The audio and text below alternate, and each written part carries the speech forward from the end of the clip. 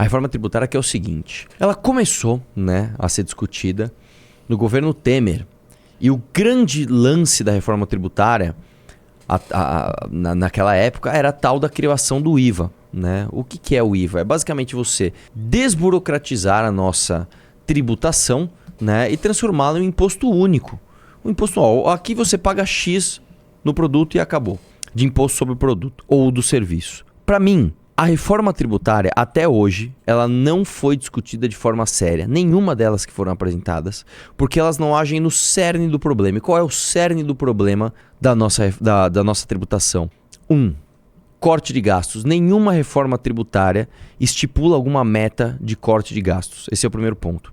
E segundo ponto, a gente não faz a coisa mais importante que tem a ser feita, que é tirar o imposto do produto e serviço e jogar na renda. Se você pegar os países mais envolvidos, o foco da tributação, o peso da tributação está na renda, porque é o imposto mais justo que tem. Quanto mais você ganha, mais você paga. Isso eu estou falando não se você mudar a alíquota, se você colocar lá o flat taxation, né? Uma taxação flat, quanto mais você ganha, mais você vai pagar. Quanto menos você ganha, menos você paga. Aqui no Brasil, a gente é viciado em impostos setoriais. Por quê? Primeiro, porque você não tem toda a sociedade sentindo o aumento de imposto de uma vez. Então vamos lá, você pega e aumenta, por exemplo, o valor de imposto no chocolate. Primeiro as empresas de chocolate vão sentir, depois os consumidores de chocolate. Não é todo mundo de uma vez, né? E a gente é viciado em tributar produto e serviço. O grande problema disso é, como eu falei, você faz com que o mais pobre pague mais proporcionalmente, porque o mais pobre consome mais do que ele ganha em relação ao salário do que o rico. O rico tem dinheiro para guardar, o rico tem dinheiro para investir, o rico tem dinheiro para colocar lá fora, o rico tem dinheiro para guardar embaixo do colchão. O pobre não. Ele ganha o salário dele, tem que gastar. Então, proporcionalmente, o mais pobre paga mais imposto do que o mais rico. Esse é o primeiro problema. E o segundo problema, você gera um efeito em cascata.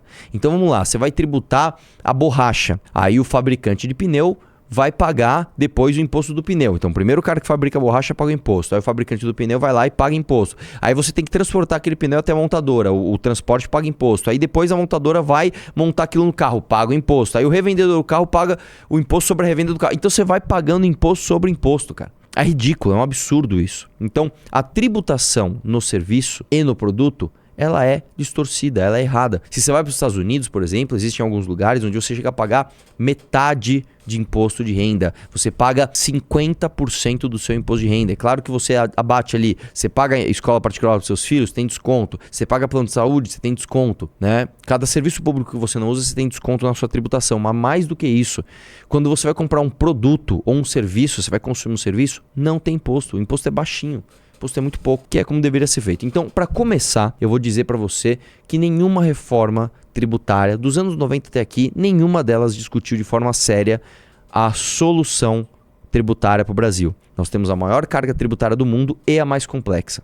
Esse é o primeiro ponto. Segundo ponto que eu tenho a dizer sobre reforma tributária. A discussão da reforma tributária deve ser uma discussão técnica, deve ser uma discussão que entenda os problemas, os ônus e os bônus dos números e das modificações numéricas ali apresentadas. Qual o problema que a gente tem? Tudo no Brasil vira fla-flu. E o que a gente tem acontecendo agora é exatamente a mesma coisa.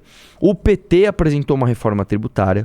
Aí você tem, por exemplo, o Tarcísio indo lá falando, cara, peraí, eu tô preocupado com a parte do Pacto Federativo, como é que a gente vai mudar isso? Tá errado, tem que ver aqui. Aí tem o Bolsonaro falando, se vem do PT nós temos que brecar, sem saber do que é. E aí você não tem uma discussão técnica. E para você ter uma ideia, nós sequer sabemos qual vai ser o texto final da reforma tributária.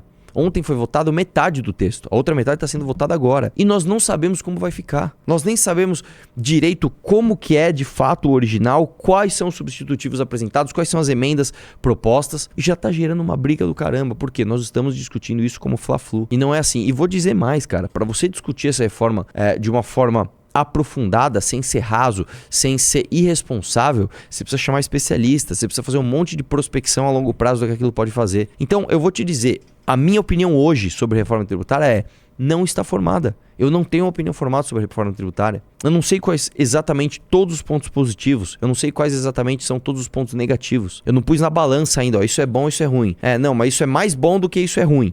A gente não fez essa comparação ainda. Então, a meu ver, qualquer posicionamento rígido, firme, enérgico, agora, é muito mais você seguir uma ideologia do que você de fato refletir e dar uma opinião sensata. Ó, inscreva-se. Se não bater essa meta de inscritos, eu vou ter que renunciar ao mandato, que eu assinei um contrato aqui, então eu preciso que vocês se inscrevam aí e a gente bata a meta de inscritos, tá bom? Mas tudo bem também, se vocês quiserem que eu renuncie, depois dá uma olhada lá quem é meu suplente. Um abraço.